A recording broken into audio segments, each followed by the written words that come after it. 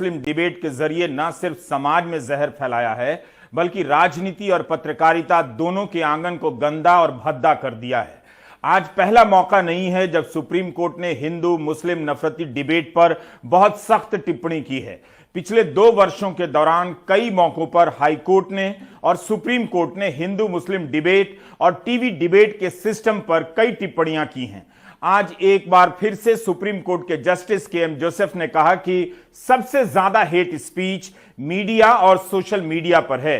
हमारा देश किधर जा रहा है? उन्होंने केवल न्यूज चैनलों के डिबेट पर टिप्पणी नहीं की, बल्कि यह भी कहा कि राजनीतिक दल इससे पूंजी बनाते हैं और टीवी चैनल एक मंच के रूप में काम कर रहे हैं। सबसे ज्यादा नफरत भरे भाषण टीवी सोशल मीडिया पर हो रहे हैं। दुर्भाग्य से हमारे पास टीवी के संबंध में कोई नियामक तंत्र नहीं है। इंग्लैंड में एक टीवी चैनल पर भारी जुर्माना लगाया गया था। दुर्भाग्य से वह प्रणाली भारत में नहीं है। एंकरों को यह बताना चाहिए कि अगर आप गलत करते हैं तो परिणाम भुगतने होंगे। समस्या तब होती है जब आप किसी कार्यक्रम के दौरान किसी व्यक्ति को कुचलते हैं। जब आप टीवी चालू करते हैं तो हमें यही सब मिलता है। यह हासिल है हजारों करोड़ों के विज्ञापन और दिन रात के निवेश से चल रहे गोदी मीडिया का। मैंने कई बार कहा है कि आप इस देश की किसी भी चीज पर गर्व कर सकते हैं, मगर गोदी मीडिया पर नहीं। केवल यहां ही नहीं, दुनिया में कहीं भी जाएंगे, इस गोदी मीडिया के कारण शर्मिंदगी उठानी पड़ेगी। एक ना एक दिन इस देश को, इस समाज को इस नतीजे पर पहुंचना ही होगा कि हजारों करोड़ों के विज्ञापनों से लैस गोदी मीडिया और पत्रकारिता के नाम पर एंकरों ने इस देश की राजनीति और पत्रकारिता को बर्बाद कर दिया। आज आप उनके पीछे खड़े होकर जितनी तालियां बजाना चाहते हैं बजाते रहिए, लेकिन एक दिन दिखेगा कि गोदी मीडिया कुछ और नहीं, जनता नाम की हस्ती को मिटा देने का हथियार है, लोकतंत्र का हत्यारा है। एक दिन नहीं, एक हफ्ता नहीं, एक महीना नहीं, एक साल नहीं, बल्कि 8 साल से यह तमाशा रोज न्यूज चैनलों पर चल रहा है। सरकार से सवाल पूछने की हिम्मत नहीं होती तो धर्म के नाम पर यह एंकर दूसरे धर्म को ललकारते हैं, जिससे भ्रम फैलता है कि पत्रकारिता कर रहे हैं। वो सवाल कर रहे हैं जो पूछने से लोग डरते हैं, ऐसा दिखाना चाहते हैं। जहां सवाल पूछना चाहिए, जिससे सवाल पूछना चाहिए, उसके सामने हलक सूख जाती है। Justice KM. जोसेफ ने ठीक पहचाना कि इस डिबेट से राजनीतिक दल लाभ उठाते हैं। सभी को यह समझ लेना चाहिए कि यह डिबेट केवल गोदी मीडिया के स्टूडियो में नहीं हो रहा, यह आता कहीं और से है। कई तरह से इस डिबेट के लिए माहौल पैदा किया जाता है। इस डिबेट को आप बीजेपी की राजनीति से अलग नहीं कर सकते। प्रधानमंत्री से लेकर गृह मंत्री और अन्य कई मंत्रियों के कई बयान मिल जाएंगे जो परोक्ष रूप से एक समुदाय को अक्सर निशाना बनाते हैं। कपड़ों से पहचाने जाने का बयान हो, या पाकिस्तान में पटाखे फूटने का, या फिर गोली मार देने का बयान हो, या शाहीन बाग में करंट लग जाने का बयान।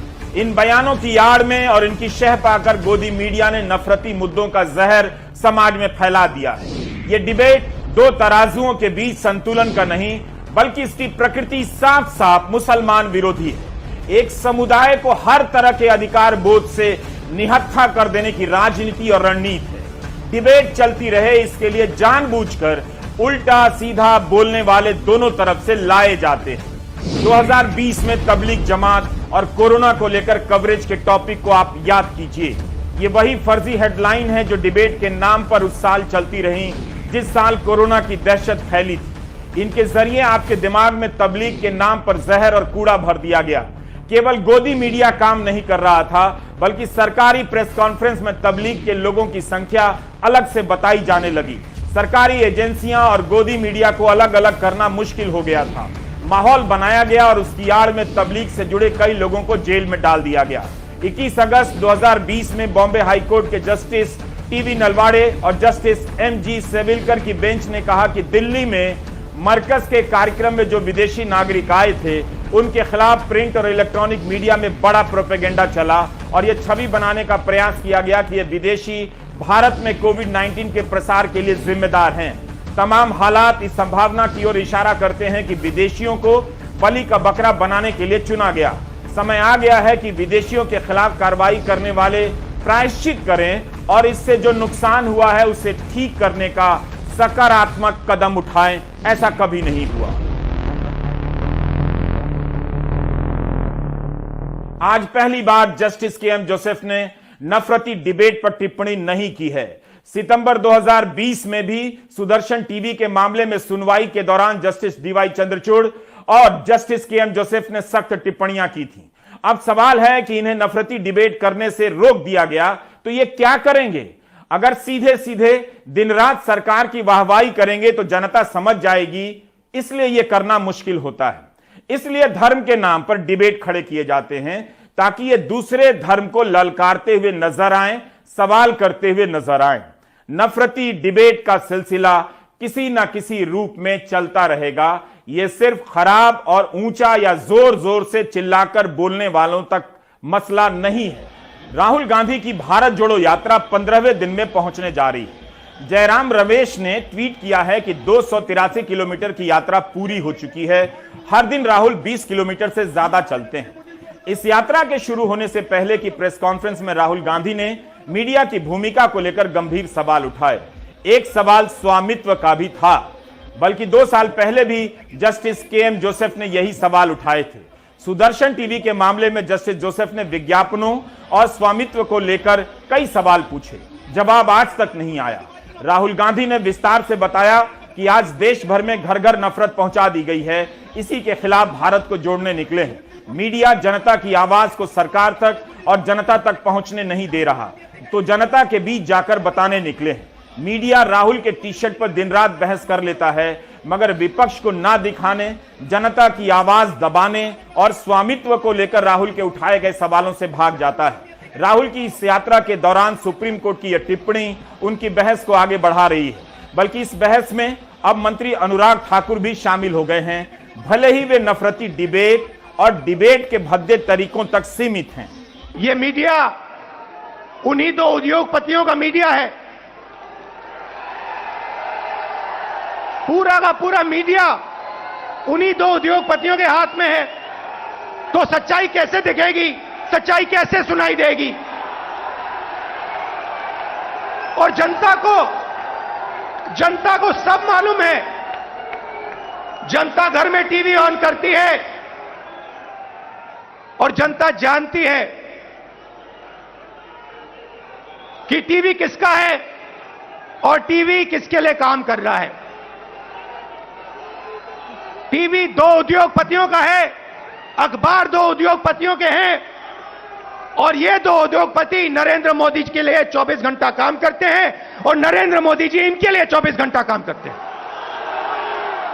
सुप्रीम कोर्ट चाहता है कि सरकार नियामक तंत्र बनाए। कोर्ट ने आज और आज से पहले की अपनी टिप्पणियों में विज्ञापन और स्वामित्व को लेकर भी सवाल उठाए हैं।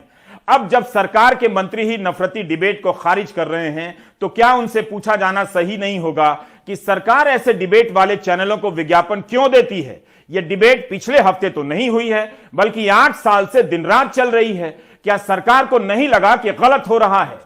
एशिया प्रशांत प्रसारण विकास संस्थान की 47वीं बैठक में केंद्रीय सूचना और प्रसारण मंत्री अनुराग ठाकुर ने कहा कि मुख्यधारा के मीडिया के लिए सबसे बड़ा खतरा नए जमाने के डिजिटल प्लेटफॉर्म से नहीं, बल्कि खुद मुख्यधारा की मीडिया के चैनलों से है। विषय का ध्रुवीकरण करते हुए झूठी खबरें फैलाने और अपनी तथ्यहीन बातों को सिद्ध करने के लिए बेहद तेज आवाज में चिल्लाने वाले मेहमानों को आमंत्रित करना एक चैनल की विश्वसनीयता को नुकसान पहुंचाता है। उन्होंने कहा कि अतिथि, उनके विचार और दिखाए जाने वाले दृश्यों के संबंध में आपके निर्णय दर्शकों की नजर में आपकी विश्वसनीयता को परिभाषित करते हैं। आपका शो देखने के लिए दर्शक 1 मिनट के लिए रुक तो सकता है, लेकिन वह कभी भी आपके एंकर, आपके चैनल या ब्रांड पर समाचार की विश्वसनीयता और पारदर्शी स्रोत के रूप में भरोसा नहीं करेगा, यह सूचना प्रसारण मंत्री ने कहा। मुझे लगता है कि दुनिया के दूसरे मुल्कों के लोगों को ये सुनाने के लिए या वहां के मीडिया को सुनाने के लिए ये सब बातें कही जा रही हैं, क्योंकि इस समय इंटरनेशनल वैश्विक स्तर पर अगर देखा जाए तो भारतीय मीडिया की साख बहुत गिरी है। और